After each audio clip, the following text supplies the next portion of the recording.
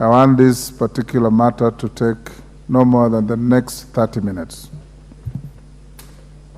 Give the mic to Honorable Otiende. Thank you. Thank you, Honorable Speaker. Honorable Speaker, I'll actually take a shorter time.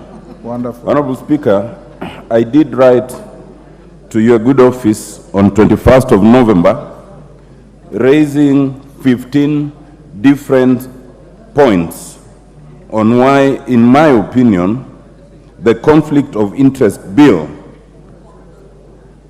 stands as unconstitutional in its present form. Honorable Speaker, I will highlight just 3 because I took the liberty to copy the letter to the minority leader and the majority leader, and I'm sure they are seized of it. Honorable Speaker, let me also point out that I'm aware that the Justice and Legal Affairs Committee only finished its deliberations this afternoon on the bill, and they have produced an addendum report, part of which actually agrees with some of the points we've raised. Honorable Speaker, in paragraph 3, we raised the issue in terms of definition. This bill brings a definition of public officer that, in my view, would conflict with the definition in the Constitution, and strangely, even seeks to include volunteers, consultants, and persons who render any form of services to be public officers. The implication of that is immense. In paragraph 4, Honorable Speaker, in direct contradiction of the separation of powers and the Powers and Privileges Act and our own standing orders that has made this House self-regulating, in its wisdom, this House passed an Act of Parliament, the Powers and Privileges Act. It then also passed the standing orders and gave power to the Powers and Privileges Committee to deal with the issues in terms of conflict of interest. This bill seeks to yank that from Parliament, to yank it and assign it to the Ethics and Anti-Corruption Commission, so that the Commission would then end up regulating what even we as members of Parliament do in this Parliament. That is wrong. Every branch must be self-regulating, just the way the judiciary is and ought to be self-regulating by the Judicial Service Commission. We are self-regulating through yourself, Mr. Speaker, as the chair of the Parliamentary Service Commission, and then the committee. Mr. Speaker, paragraph 5 then does something very strange. Other than trying to regulate all public officers and state officers, this bill then singles out in clause 11 only members of Parliament.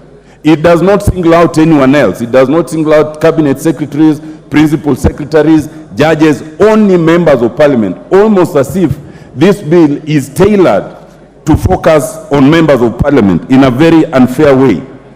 Mr. Speaker, in clause 11.2, which is in paragraph 8 of my letter, it does something very strange. Other than requiring members of Parliament to declare whenever there's any issue of conflict of interest, it then says that wherever such a declaration is made, no member of Parliament can participate in any debate or discussion where they would benefit. The implication of that, Mr. Speaker, is that there would be no one to legislate on any issues affecting members of Parliament, because we'd all be in conflict of interest. There would be no one, and we would not even be able to deliberate on the NGAF, the NGCDF bill as we are deliberating today. There would be no one to discuss the question of salaries or pensions or car grants, because we would all be declared to have been in conflict under clause 11.2, and therefore unable to discuss anything around that. Mr. Speaker, in paragraph 10, we raised the issue in terms of declaration of income, assets, and liabilities. And this bill not only requires a public officer, like a member of Parliament, to declare their income, asset, and liability, but then it even extends to their spouse and dependent children, so that the Honorable Wanjala, who I think has just walked out, and who by his own admission is a serious polygamist, would then be required to ask his wives for full disclosure of what they owe and own. and to include in that declaration. This is a breach of Article 31 of the Constitution, and especially because once you've declared, it then becomes information held by the state, which anyone can access. The Honorable Speaker, I have raised 15 different points. I do not need to read them again because you are well seized of them. I urge that it be considered by yourself, Honorable Speaker, in addition to the report of the Justice and Legal Affairs Committee, so that we can seriously reconsider this bill, because this bill has the potential of harming ourselves. Self-preservation has always been the most basic human instinct. Let us not be a house that is given to self-infliction of pain. Thank you, Mr. Speaker. Thank you, Otiende Amolo. Majority Leader. Thank you, Honorable Speaker. Honorable Speaker, let me first thank Senior Counsel Otiende Amolo for those issues and indeed confirm that the Honorable Otiende Amolo did write